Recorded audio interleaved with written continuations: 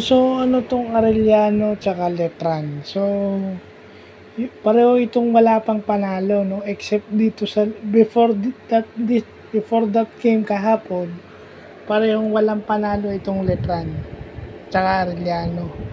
Pero pinagtataka ko lang dito sa Arellano, sa sa sa Letran kasi chemistry dahil yung mga kasama ni Kurt Trayson bago eh.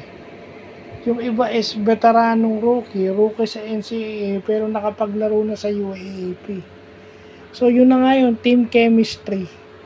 Ang problema ng Letran kaya sila 0-5 dahil nagta-transition sila.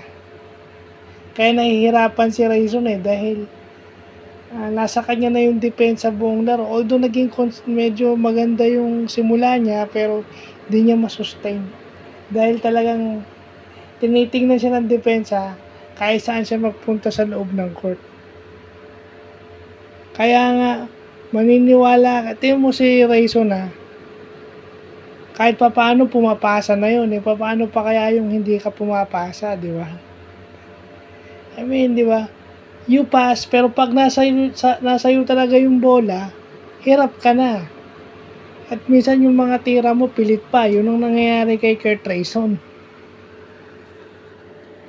Bothered ka na sa mga tira mo. Minsan, di ba? So, yung ganun lang yung nangyayari. And then itong Arellano, dahil nga sunod-sunod din yung talo nito, dumiin lang sila.